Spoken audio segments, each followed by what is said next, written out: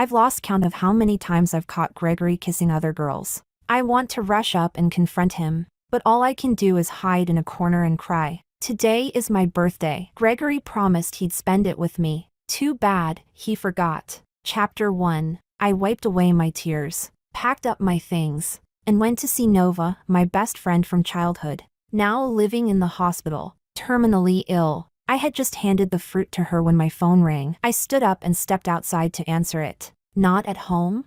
It was Gregory. The image of that kiss flashed through my mind again, the kiss where he held a strange girl in his arms. I'm at Nova's. Aren't you not at home either? Gregory said unhappily. Didn't I promise I'd be back today? Your promises are too casual. How am I supposed to know whether they're real or fake? Brenda, stop making trouble out of nothing. I cut him off. Do you know what day it is today? What day? Don't tell me it's some kind of anniversary for us. I slammed the phone shut. No matter how many times I heard his words, they still managed to hurt me with pinpoint accuracy. A long time ago, we did celebrate anniversaries. When we had just gotten together, there were always things worth commemorating. 30 days, 100 days, 1 year. Later, when I tried to salvage our relationship, I also used anniversaries as an excuse to ask him out. What I got in return was always mockery. Over time, I stopped remembering them altogether. But Nova is sick, and her presence stirred up those buried feelings of mine. I thought birthdays should at least be spent together. After all these years, I still remember that kiss beneath the basketball hoop, carrying the scent of summer grass. But time passes, and that kiss can be given to someone else too. By the time I got home, it was already dark. Rarely so. The lights were on in the house. You called me back, and then you ran off to Nova's by yourself. What does that mean? I looked at his impatient expression and only felt annoyed. Didn't you not come back? Then where exactly am I sitting right now? He always snapped back at me, one line after another. We clearly got off work together. Why was I home already while you weren't? I've been Gregory's assistant for so many years. Our offices are just one wall apart. When he's in a good mood, he'll sometimes leave work with me, giving us a rare stretch of relaxed, leisurely time, as if we were still a couple in love. Do you want to install surveillance cameras behind me or something, so you can see who I meet, what I do, what I say every second of every day? Only then would you be satisfied? Gregory stood up from the sofa and kicked the coffee table hard. The violent jolt echoed through the living room and echoed in my heart. I lifted my head bleakly and looked at him. It's not whoever's louder who's more in the right. Gregory, this is what guilt looks like. As if he could no longer stand me, he stood up and walked toward the door. Brenda, if you can't take it, then get the hell out. This is my house, not yours. Do you understand? You're the one who begged me to be with you. It's not that I had to be with you. He slammed the door and stormed out. Suddenly, I found myself missing my birthday in the final year of school, the cautious touch of fingers in the dark, the cake Gregory suddenly pulled out from behind his back, and the way he softly sang the birthday song. That was my most perfect birthday. There was cake, and there was love. I always remember, it was a SpongeBob-shaped cake. So sweet it was almost cloying. I've never eaten a cake that sweet again, and I've never seen the lover from back then again. Maybe because I cried before falling asleep. My dreams carried me back to a time when I didn't cry at all. 0101. This is Nova. I smiled and took her hand. Nova. Nova. This is 01. Question, why is it that you help Gregory cheat every single time, and he still fails the exam? The English teacher loved giving tests, and anyone who failed would be criticized. Coincidentally, Gregory was terrible at English, so before every exam I would prepare a set of review notes for him and put them on his desk. Nova said this made me a modern-day selfless helper. Dreaming about our school days made me feel less angry when I looked at Gregory at work. Assistant Brenda, is the boss inside? This was the small-time influencer who'd been getting close with Gregory recently. She was pretty and well-behaved, but every time I looked at her face, my chest tightened for no reason. Avoiding her gaze, I said, "He's inside. You can just go in." She gave a sweet smile, said thank you, and walked in. When she pushed the door open and disappeared inside, I finally realized, staring at her back, there was someone she looked very much like. Flora. That year, I had just started college. Gregory and I were living in different cities. Even though we talked on the phone every day, there were still moments when I couldn't reach him. When you're young, you charge forward without hesitation, so even a dozen hours on a slow green train felt worth it. Just to go home and see him once. Just one glance. And I ran straight into Flora, who was walking out of his apartment. Wavy curls. A slender waist. She was beautiful. My heart skipped violently. Yet I still lied to myself. There are so many people living in the same building. How could it really be that kind of coincidence? But she stopped me and said, "Brenda, you're Brenda, right?" I felt the chill in the air. "You are." "Hello. I'm Flora. I've heard about you for a long time," she smiled. "From Gregory." I'll always remember that instant. It felt like someone had punched my heart as hard as they could. The pain was sharp and real. She smiled and said, "What a coincidence." My world collapsed. The small-time influencer walked out of Gregory's office and knocked on my desk. "Assistant Brenda, the boss wants to see you." Only then did I pull my heart back from my memories. I smiled politely and watched her go in to see Gregory. When I entered, Gregory was opening a package, a delicate little box. "Want to try some?" he asked. He casually handed me a piece. It was chocolate. "Don't you hate chocolate?" I asked. He froze for a moment before replying. "Once in a while is fine, and it's a young girl's gesture. After all, it'd be a waste to throw it away." I felt completely frozen in place. His words echoed over and over in my mind. So he knew. He knew how precious it is when someone pours their heart into loving you. He knew that such feelings shouldn't be brushed aside. And yet I still remembered. That year, on his birthday, I had carefully prepared homemade chocolates. I handed them to him with trembling anticipation, hoping he'd take a bite. He only unwrapped them, glanced inside, and asked, "Does anyone even eat chocolate?" Then he casually brushed my cheek with his fingers and said, "I'm not really into it. Don't waste it. Here, you eat it." Stiff and silent, I took the box back. On my way home, I threw it into the trash. A heart that isn't cherished ends up with the same fate as garbage, discarded. "Brenda." Gregory calling my name snapped me back to reality. "HM? You've been really distracted lately." I stayed silent. He tapped the desk. "There's a new movie out. I'll take you to see it." "Compensation?" I bit my lip. "Which showing?" The cowardice of my own feelings made me despise myself. That evening, when I went to see Nova, I ran into her arguing with Logan again. It was entirely one-sided, Nova mocking him. Logan just listening without talking back. "Breezy, come quick. Come help me." The moment Logan saw me, he stood up and walked out. As he passed me, he said, "Don't give her food she's not allowed to eat." I shot him a glare and walked over. Angry again. "Nova? Being angry isn't good for you." She was still puffed up with rage. "I can't help it. It's so annoying. If you've got anger, take it out on him." I said gently. "He won't talk back anyway. Doesn't that make you feel a little better?" Nova widened her big eyes at me, then said vindicatively, "Do you know that Gregory is getting married?" The fruit knife in my hand slipped. A long cut appeared, and only when the blood started to spread did the pain finally reach my nerves. "Breezy." Nova hurriedly pressed the call button, panicking as she called people in to bandage me. After everything was finally wrapped up and we sat down again, Nova didn't dare let me hold a knife anymore. She patted her chest to calm herself, while I sat there in a daze. "You really didn't know," she said quietly. She looked guilty. I smiled and comforted her. "Does it really make a difference whether I knew or not?" Her eyes kept drifting to my injured hand. "It makes a huge difference. If I'd known, I wouldn't have said anything." After soothing her, I headed back. Seeing the darkened light at home, I couldn't help wondering, where was Gregory now? By his fiancée's side? With the small-time influencer? Or with just any girl at all?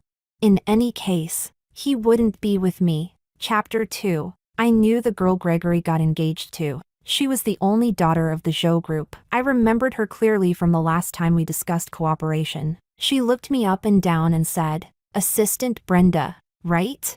I reached out my hand. "President Zhou. Looking forward to working with you." She smiled for no apparent reason. "Yes, we'll be seeing a lot of each other in the future." I didn't understand it back then. Now I do. The wound on my hand throbbed faintly. Maybe it was because winter was too cold. I couldn't stop shivering, my whole body trembling uncontrollably. I asked myself, Breezy, how did you end up like this?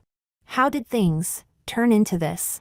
I didn't even ask Gregory about the wedding. I found a small apartment and slowly moved my things out. Gregory rarely came home, and even when he did, he never noticed. He only cared about his own feelings. Lately, I'd been visiting Nova a lot. She'd grown terribly thin and was always asleep. When the nurse came back to change her dressing, the young girl's eyes were red. I patted her shoulder to comfort her. She smiled at me through tears and whispered, "Spend more time with her." I felt like crying. Nova was skin and bones now. Even the junk food I brought her, she couldn't eat anymore, and even if she forced some down, she'd throw it up soon after. I squeezed her fingers, and tears fell anyway. I hurried to wipe them away, but no matter how hard I tried, they wouldn't stop. "Hey, why are you crying?" I looked up. "Nova, want some water?" "I'm asking you, why are you crying?" She struggled to lift her hand, trying to wipe my tears. "Nova, you can't die. I don't have any other friends." I took her hand, pressed it against my cheek, and whispered, "You're my only friend." She tugged at the corner of her mouth. "Serves you right. I told you to make friends, but you always spent all your time chasing men. Regret it now?" I shook my head. "I do have a good friend. I have a good friend. My only good friend." She didn't speak again. Even breathing was difficult for her now. All she could do was let her eyes redden along with mine. What am I supposed to do? "My good friend.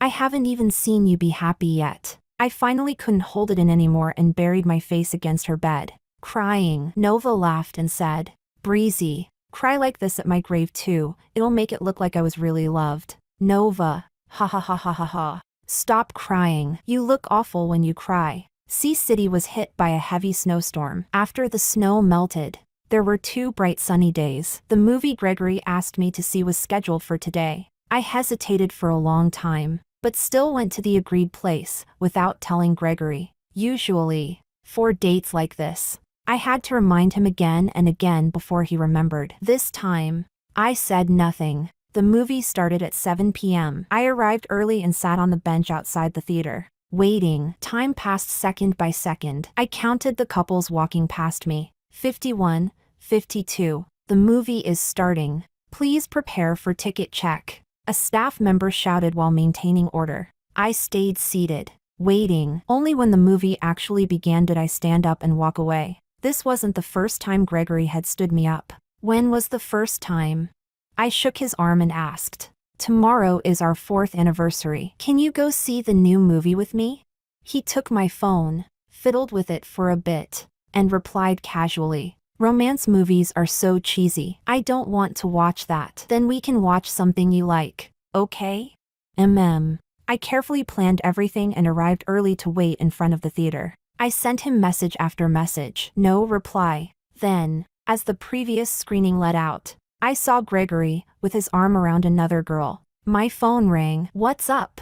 "I was just asking if you remembered we were supposed to see a movie together." He sighed. "Another day. I'm really tired today. But today is our 4th anniversary. It's just an anniversary. We can celebrate next year." That young girl smiled as she walked over to him. He hurriedly hung up my call. After that, I never stepped into a movie theater again. I always felt like I'd see Gregory inside, standing beside someone who wasn't me. It started snowing again. As I passed a trash can, I threw away the 2 movie tickets. Chapter 3. After I stopped working, I went to Nova's place often. She was usually asleep, but on one sunny day, she looked unusually lively. She said, "Breezy, take me out for a walk." "I'm sorry, my good friend." Nova was crying. She sat quietly in the sunlight, bathing in its warmth, staring steadily at Logan. "I can only let you be the one to see me off." She held my hand and talked about our earliest dreams, our first wishes, our best times. She said she had walked too long a road, that she felt lonely now, that she wanted to go see her family. She said, "Breezy, you have to be happy." She said, "Breezy, You have to be fulfilled. She said.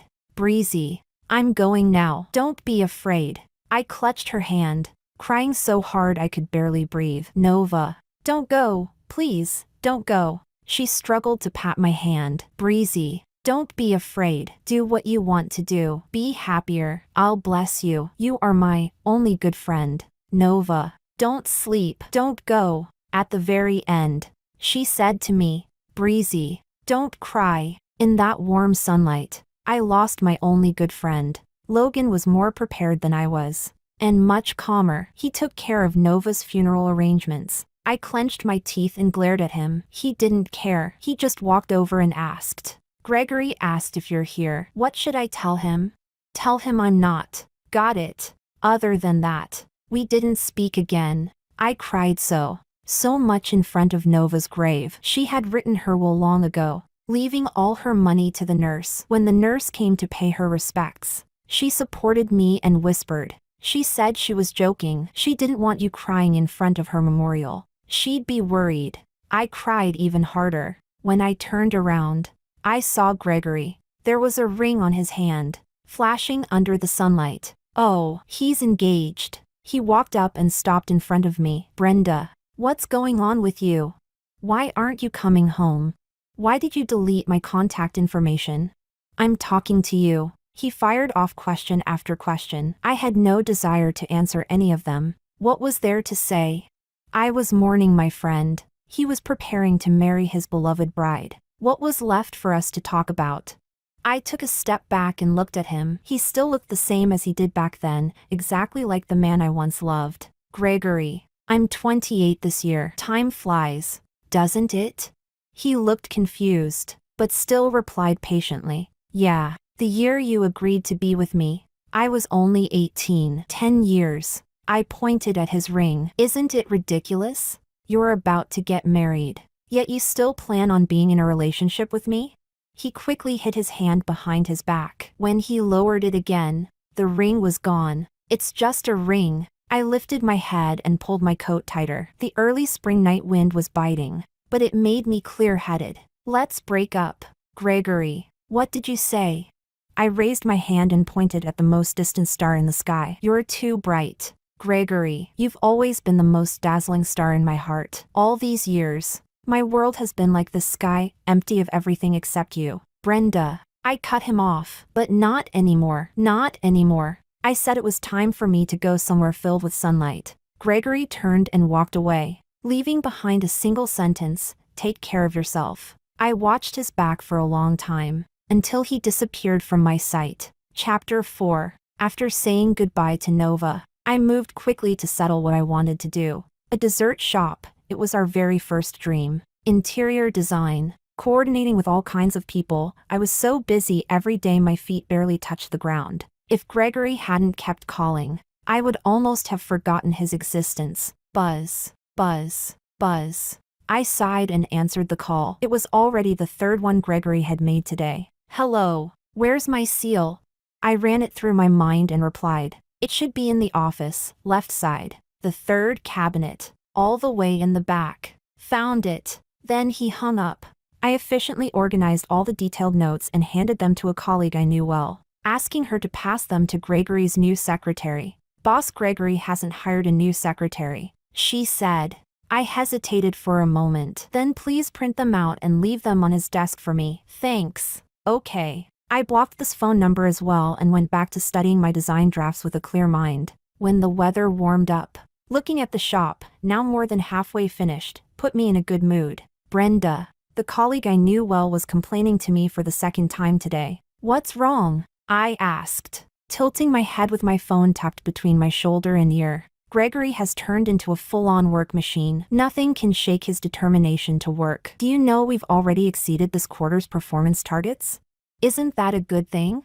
I want a vacation. A vacation! The girl screamed hoarsely on the other end. I couldn't help but laugh. Then call one of the girls around him. Anyone will do. Ask if she has time to go on a date with Gregory. If she does, make an itinerary and ask him if he's willing. I offered the suggestion casually. The other end suddenly fell into an eerie silence. Confused, I asked, Sabine? Why aren't you saying anything? Sabine spoke with difficulty. Brenda, are you really not coming back? Yeah, my shop's almost finished. I'll invite you over to eat when it opens. Brenda. Very quickly, a different voice came through the line. Brenda, what kind of shop could you possibly open? How much money can that even make? The voice was so loud I moved the phone away from my ear. Gregory? Brenda, I'm hanging up now. Bye-bye. The call ended abruptly. For a moment, I wondered if there was something wrong with my hearing, but I was too busy to think much of it. Later, Sabine even sent me a message to apologize. I thoughtfully organized and sent her the contact information of the girls who had previously been close to Gregory. She didn't reply. Chapter 5. After the weather warmed up, my new shop finally opened. I personally settled on the name, Gallery of Childhood. When my mom came to inspect the place, she gave me a suggestion. Won't people think this is an art studio? Like, for learning how to paint? I thought she had a point, so I designed a huge cake to place beside the sign. On opening day, I finally saw Logan again. I'd already heard he was back, but I hadn't realized how much he'd changed. Can you sell me a cake? He asked. I stood still. He smiled faintly with a pale face and said, Isn't it written right there? Let every customer feel happy. I almost wanted to laugh at him, but then he said, I'm going to see Nova. I hope she feels happy. The words I was about to say got stuck in my throat. After a long silence, I went to make one for him. Tell Nova, if it doesn't taste good, she can come into my dreams and complain. That brat hasn't shown up even once. My voice was hoarse as I handed it to him. He just smiled. When he turned to leave, he placed a thick stack of bills on the counter. Congratulations on opening. The name is great. Wishing you prosperity. A good luck gift. I accepted it. Sabine really did bring colleagues from the old company to support my opening. I happily welcomed them in and showed them the new items in my shop.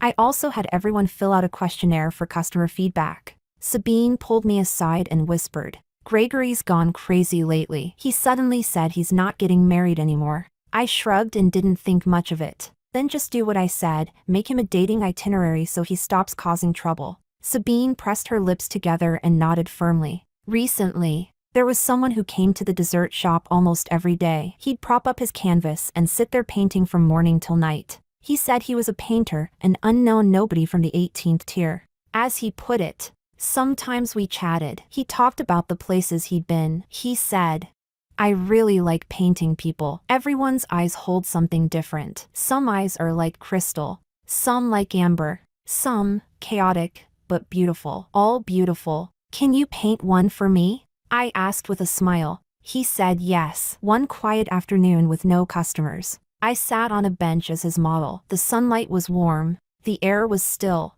and I felt peaceful. The day he gave me the painting, he walked me home. Did you see anything in my eyes? I asked with a smile. Yes.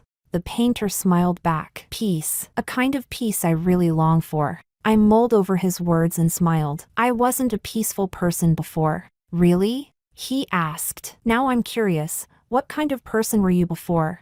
Shadows from the trees dappled the ground. I smiled, about to answer, when someone interrupted me. Brenda. I froze for a moment, then saw Gregory. It looks like he has something to say to you. I'll head back first, the painter said. I nodded and said I'd treat him to a cup of grapefruit tea tomorrow. Then it's a deal. Gregory didn't even wait for the painter to leave before snatching my portrait and inspecting it from top to bottom. Who is this guy? I was irritated, but still tried to stay polite. Give it back to me. Gregory sneered and tore the painting to shreds in seconds. Portraits now? What's next? Private sketches? I rubbed my head, my temples throbbing. How did you know where I was? I followed you from your shop. And who's that pretty boy, laughing and chatting with you? He's a customer from my shop. Hey, so your shop runs this kind of business now? Customers walking the owner home, drawing her portraits? I was shaking with anger. I stepped forward and slapped him hard across the face. Brenda! Gregory exploded. I said coldly. He walked me home because I'm an adult single woman, and he's an adult single man. We're trying to get to know each other.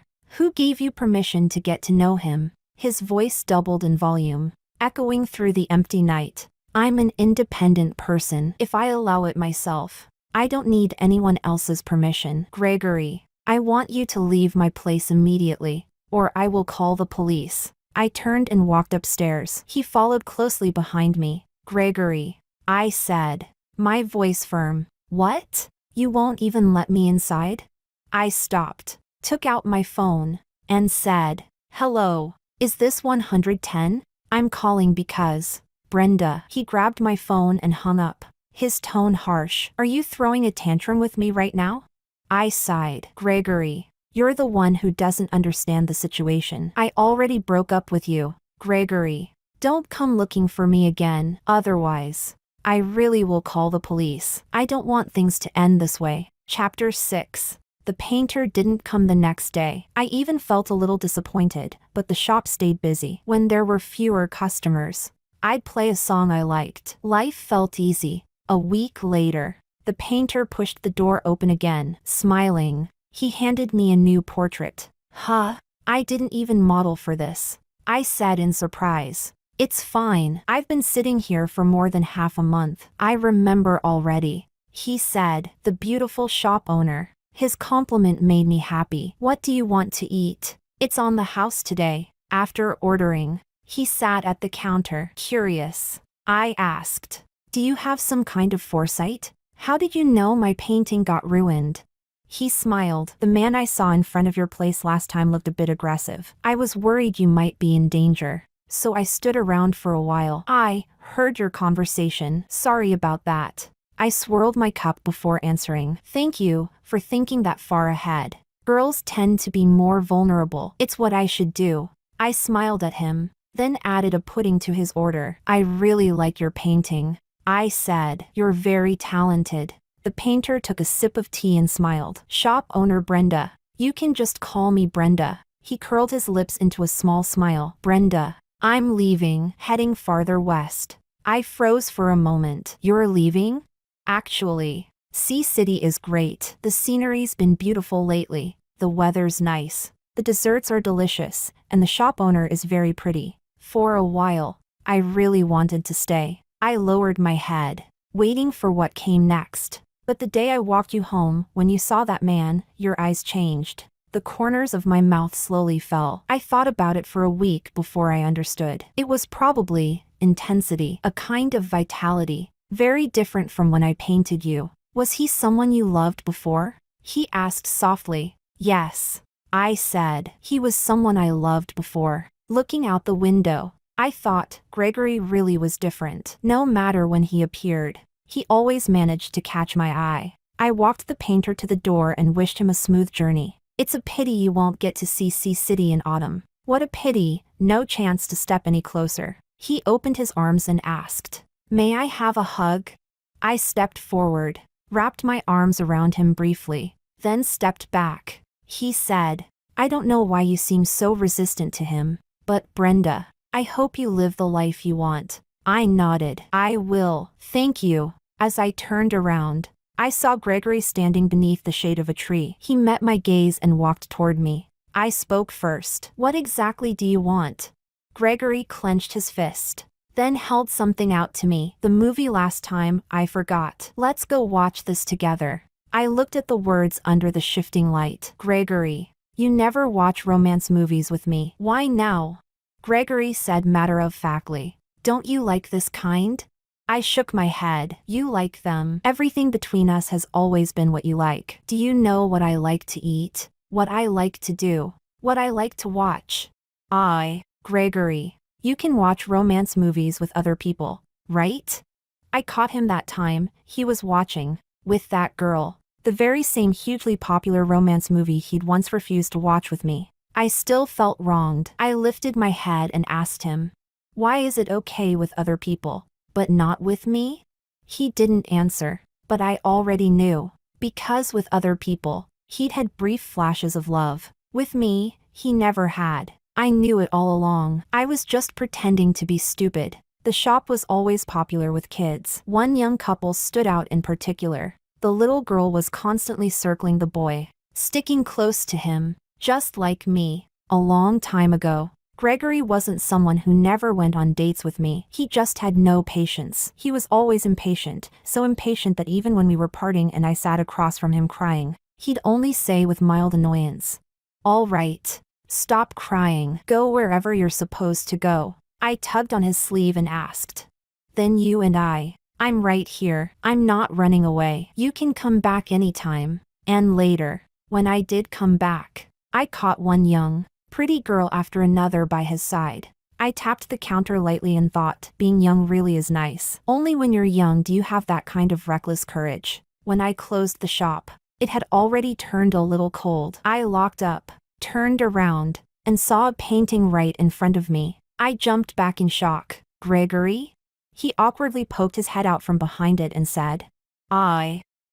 I glued it back together. I looked at the painting, crudely pieced back into shape. In my mind, I could almost see Gregory, body stiff, face set, bent over, picking up the fragments one by one. "If you like this painting," he said quietly, sounding inexplicably sad, "I can give it back to you." I blinked, forcing back the moisture in my eyes before answering. "But I already have a new one. Paintings. And life too." He froze for a moment before asking, "Brenda, do you not want to be with me anymore?"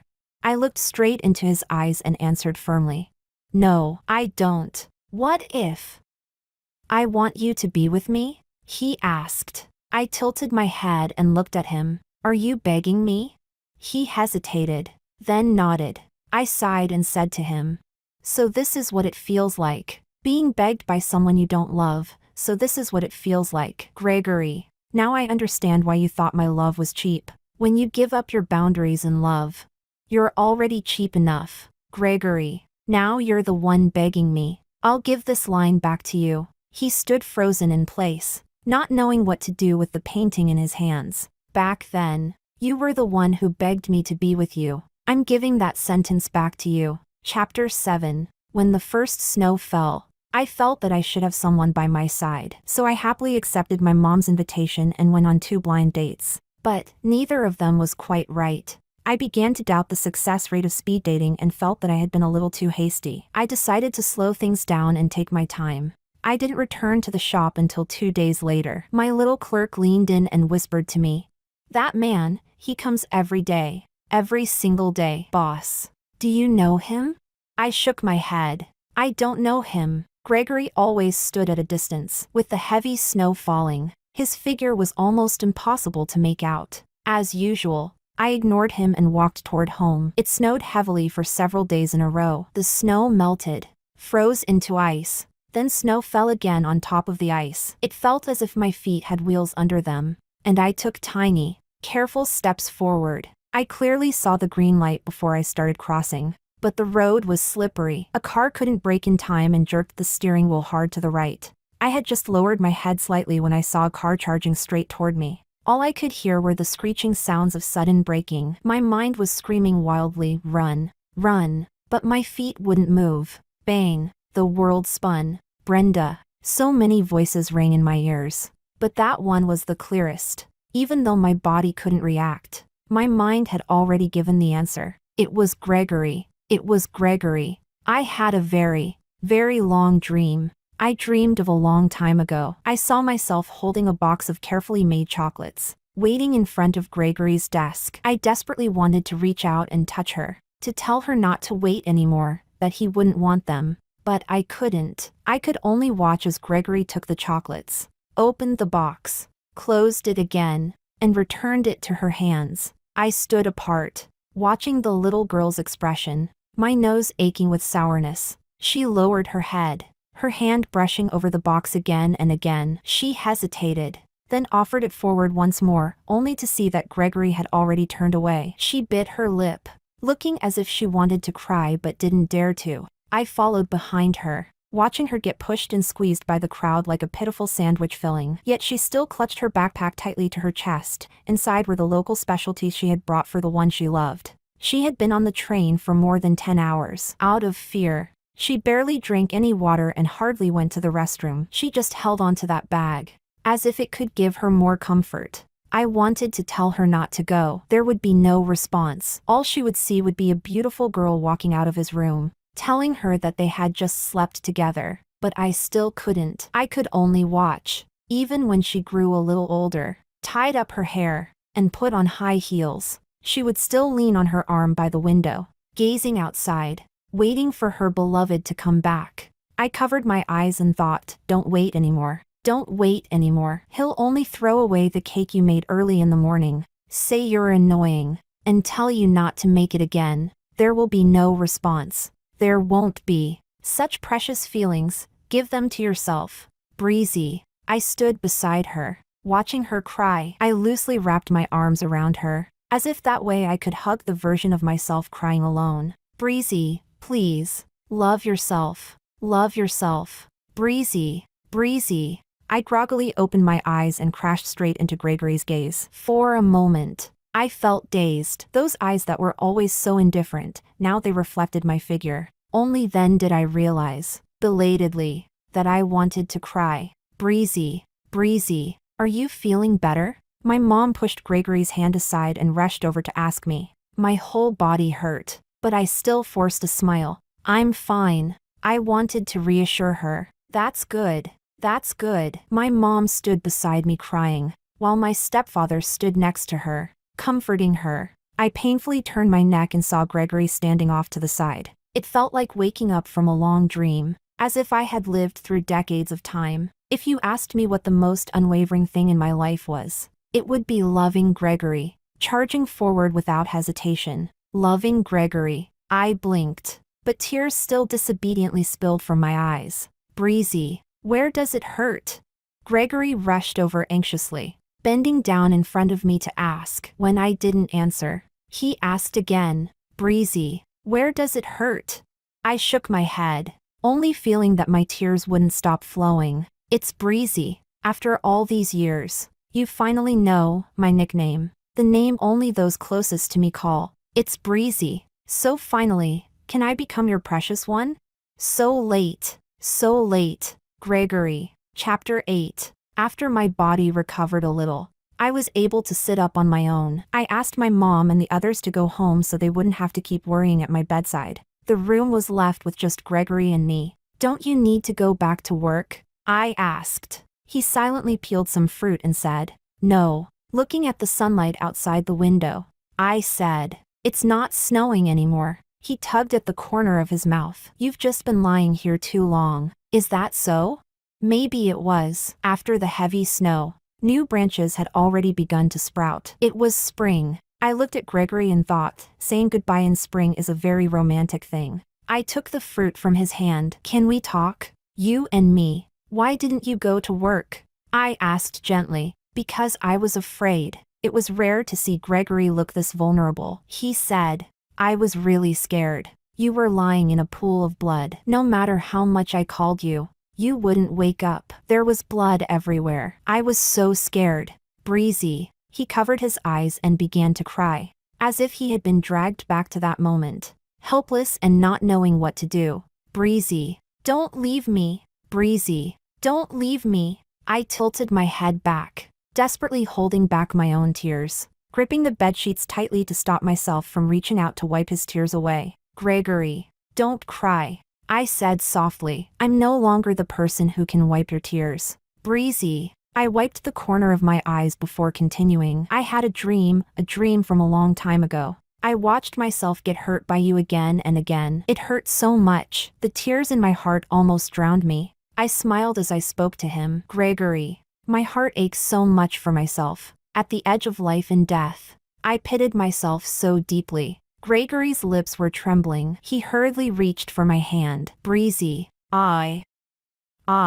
I might not be able to stop loving you right away, I said, but I want to try. Breezy, don't abandon me, please. It was the first time I had ever seen Gregory cry like this, as if he were terrified of being abandoned by me. He clutched my hand tightly, so tightly it hurt. Breezy, I'll change everything, really. I'll change everything. Gregory looked at me with pleading eyes, as if the moment I nodded, he would trade the whole world for me. Breezy, don't leave me alone. I'm so scared. I gently tightened my fingers and pulled my hand free. Gregory. No, that was my answer. We had good times, we really did. He said hurriedly, as if trying to pull those memories back. I smiled through my tears. So it wasn't just me who remembered. Such pure feelings. Such tender emotions. Those kisses brushed against the corners of my lips on countless summer nights. It wasn't only me who remembered. Yes, we did have good times. When we were students,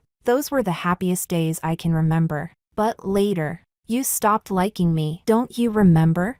You ignored me, hurt me, brushed me off, all because you didn't like me anymore. And yet I still couldn't bear to move forward. You've already forgotten those memories. If I forget them too, then who will remember? Memory is a strange thing. It only traps those who want to be trapped. I was the one who built my own prison, but I've figured it out now. Gregory, a past that's already been abandoned should be sealed away in the long river of time. I should walk out of it and move toward a new life. Gregory could no longer say anything. Pale, he finally murmured, even if we can't go back to the past, we can still create a future. I slowly shook my head. There are too many memories in the past. Every time I see you, I remember how cowardly I once was. How could I still have the courage to create a new future with you?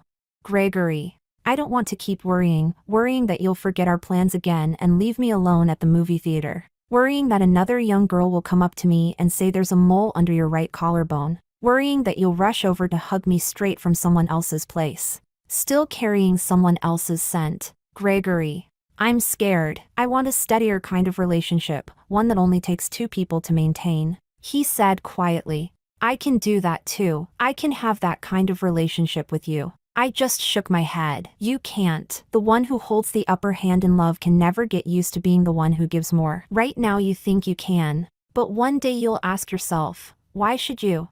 Once you've enjoyed love without sacrifice, you can't accept being wronged anymore. Everyone is like this. You don't need to feel guilty. I looked at him and said, and you're no exception. He couldn't find anything more convincing to say. We fell into silence, facing each other. Gregory, we both need to take responsibility for ourselves, for our actions, and for the price they carry. In those memories, I finally saw myself clearly. In that pool of blood, he finally saw himself clearly. What's heartbreaking is that we can only walk in opposite directions now. Sunlight spread across the earth again. I thought, I can face every winter that comes after this. Alone. Chapter 9. After I fully recovered, I went back to the shop. Gregory still came, but most of the time we each kept to our own business. The only difference was that he started inviting me out, and I turned him down every single time. Xiao Nian, would you like to go watch a movie together?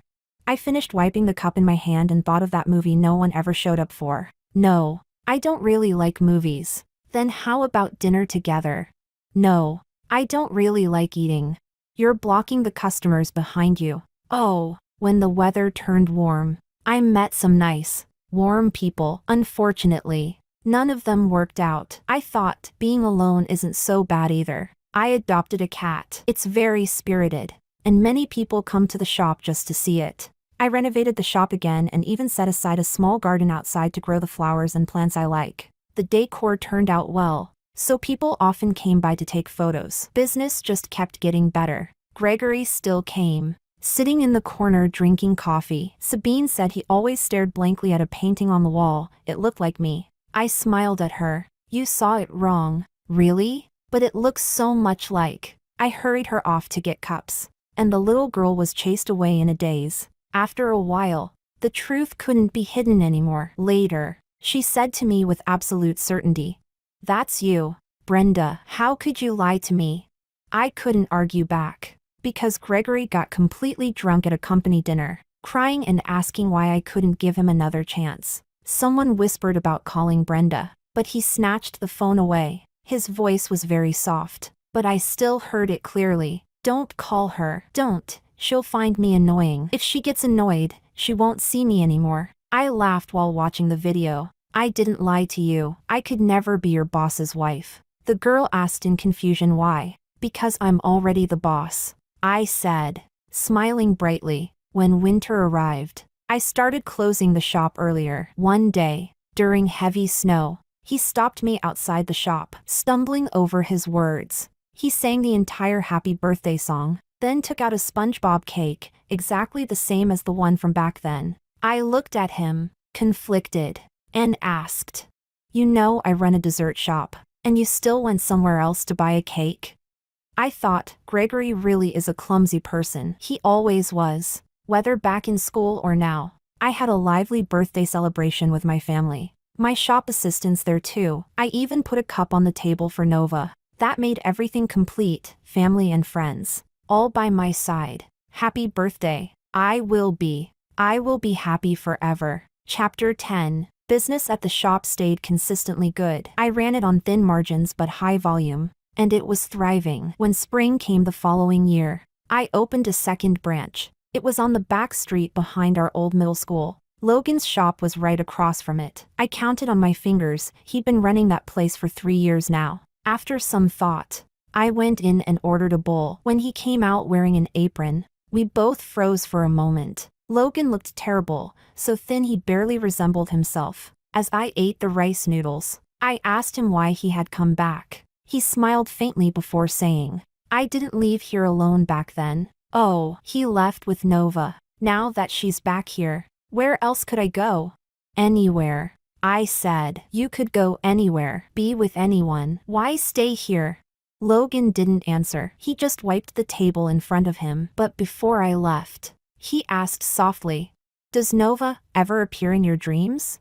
So Nova never visited him. I smiled. "Yeah, she says she's doing well." Logan gave a bitter smile. "Is that so? That's good. That's good." The renovation of the backstreet shop ran into some problems. My mom introduced me to a real expert, a fair, chubby man who looked honest and good-natured. The first time we met, he awkwardly called me Miss Brenda, so startled that I bowed repeatedly. "Hello, Mr. Duncan." He was a very gentle person. When we met the second time, he complimented my outfit. "It really suits your skin tone." But I'd been in a rush that day and had only thrown on a dull yellow outer layer. For a moment, I genuinely couldn't tell if he was praising me, so I stammered, Thank you for the compliment." You're welcome, he replied. He was bowing so deeply his waist looked like it might snap. The third time we met, we had a meal together, just simple fast food. I finished eating in a frenzy before meeting his surprised gaze.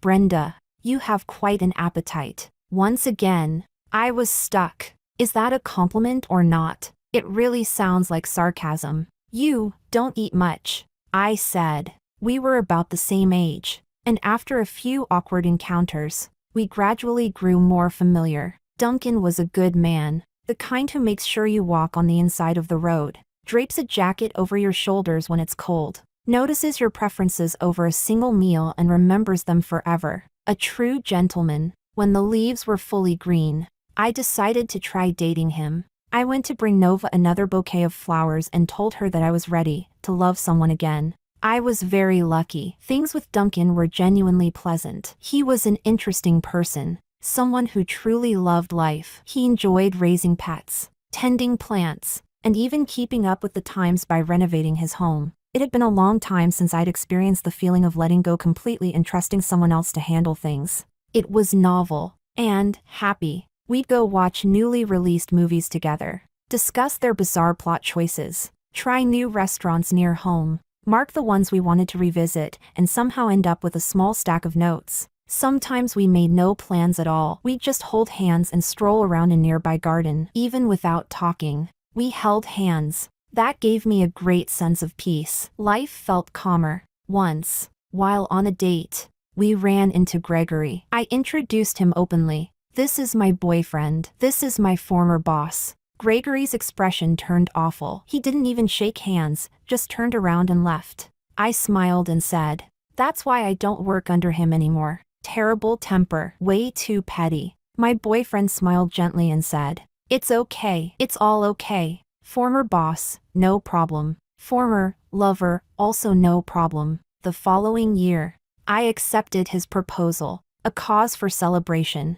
I had regained the ability to love someone again. Chapter 11. That year, I was 32, and at last, I was ready to accept a simple kind of love. After closing the shop one night, I was walking home when I ran into Gregory by the roadside. I crossed the street. He stood on the opposite side. We looked straight at each other. I thought for a moment, then waved at him and placed the cake in my hand on the steps beside me. The last piece of cake. It's for you. I'm getting married. I hope you'll be happy too. So this is what it feels like when someone is truly happy. They can sincerely wish happiness for others. There won't be a last piece of cake anymore. I watched the red light turn green. As he walked toward me, I waved again and said silently in my heart, "Gregory, goodbye." Gregory quickened his steps and shouted across the crowd, "Breezy!" I stopped in my tracks but didn't turn around. He followed it with a softer call, "Breezy." I didn't look back. The part of my life connected to Gregory, at last. I was saying goodbye. I hope you won't stay trapped there either. Preparing for a wedding is always chaotic. I don't even know when I received a package. The box was very light. When I opened it, there was only a letter inside. I sat in the middle of a pile of parcels, directing my husband to go make dinner, and opened the letter. Beep beep beep, it's me. Breezy, it's Nova. My tears burst out instantly. Is it 15 years later for you? It's 15 years earlier for me. This is the time letter we sent together. Do you remember? TSK. You definitely sent yours to Gregory. Unlike me, I still remembered to send one to you. This round, you lose. You said I'd choose love over friends, but you're the real one. You're 32 now, right? Yes. I nodded again and again. Then I'm 32 too. My vision blurred. You liar. Nova, you're still 28. It's so hard to imagine what we'll be like at 32. Did we open lots and lots of cake shops? Did we have lots and lots of kids? Forget it. Forget it. Having kids hurts, but I'm sure I'm still with Logan. What about you? Do you still like Gregory? Have you found someone new to love? Breezy, are you happy? Are you still my best friend? If we're not best friends anymore, I'll be really mad. Okay. Best friend. Logan and I had a fight. I'm recording it here. He's punished and not allowed to talk to me for a whole week. If you get this letter, bring it to show me. I'll make him kneel on the keyboard. Actually, there's nothing else I really want to say. 18-year-old Nova is very happy. Loves Logan very, very much. If he ever dares betray me, I won't let him go even as a ghost. I really like Breezy, and I hope Breezy becomes happy soon and meets the right person early. Breezy, go find Nova with this letter. Breezy, my forever best friend. Nova, to Breezy. The date at the end of the letter, 15 years ago. Breezy, my forever best friend. Nova, my forever best friend. I cried so hard among the piles of packages that I could barely catch my breath. My forever best friend, Breezy has met the right person. Breezy is living happily. Breezy misses you so much. What about you? Are you doing well? Are you happy? Are you joyful? And do you still love the one in your heart? Duncan came out, flustered, wiping my tears for me. Even though he had no idea what had happened, he still comforted me softly. Breezy, it's okay. Don't cry. It's all right. Nova, can you see this?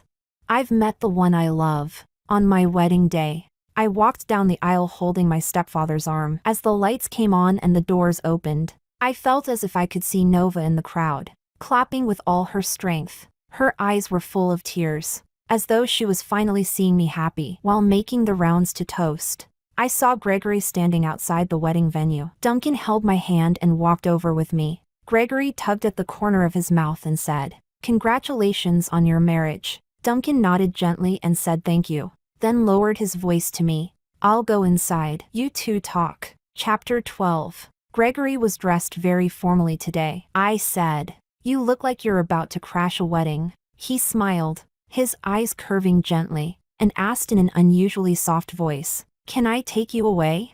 I shook my head. Nope. He stepped a little closer, as if he wanted to take my hand, but quickly withdrew. His movement was fast, yet I still caught the familiar scent of fresh grass on him. "From now on, live well." "I will." He rubbed his nose.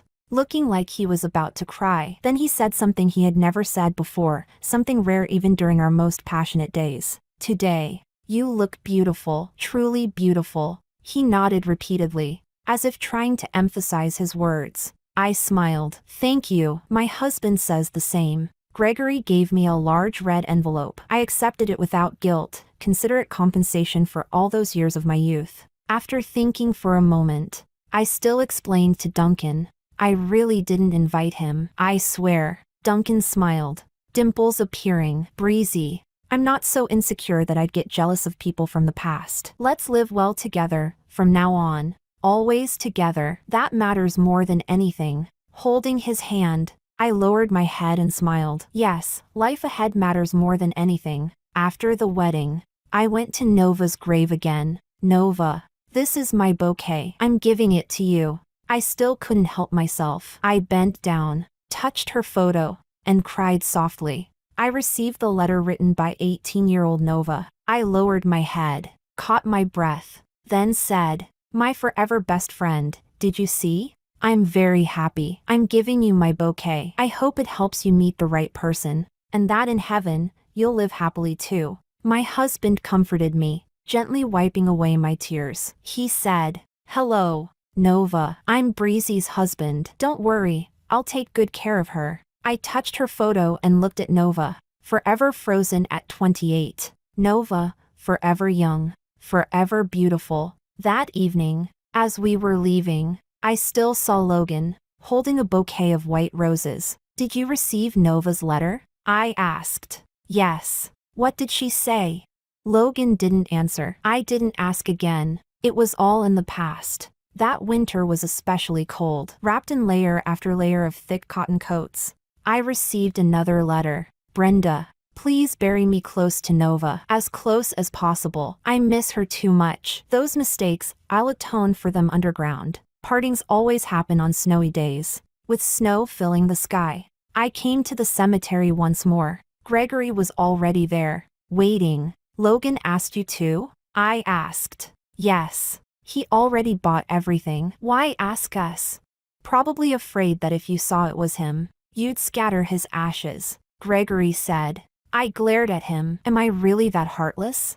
I stared at that time letter for a very long while before placing Logan's ashes into the grave he had prepared long ago, right beside Nova. "You're worried?" Gregory asked. "What's there to worry about? Nova's family is all here. When he was alive, he bullied her. If she gives him a hard time underground, he deserves it." Gregory smiled slightly. "Breezy, are you living well?" I pointed at my husband. "Yes, I'm living well. And you?" I asked. He didn't answer. I didn't press. There are countless ways to live well in this world. Having a pair of warm hands by your side isn't the only one. Gregory had already been luckier than most people in life. As for whether his bed felt cold in the middle of the night, that was no longer something I needed to think about. Gregory kept calling me Breezy, even after I had a child. Even after that child grew up, when we met again, he still called me Breezy. He stayed alone, but that was a story for later. He held an umbrella for me after I placed the white roses down. I said, "Winter is too cold. Next spring, we're planning to have a child." I looked at the photo. "Nova, when the time comes, I'll bring the child to see you. Let's go." I waved to Gregory. Holding my husband's warm hand, we walked toward home. That illusory love of our youth ultimately parted ways in the snow. Heavy snow covered the ground. No one looked back. Keep walking forward. Walk forward, and you'll reach a place warmed by sunlight, a good place. Epilogue, a letter from Nova to Logan. Logan, this is 18-year-old Nova. When you read this letter, remember to give me a hug, otherwise I won't easily forgive you for fighting with me. I'm running out of time. I still have to write to Breezy. Logan, I love you. Don't forget to kiss me.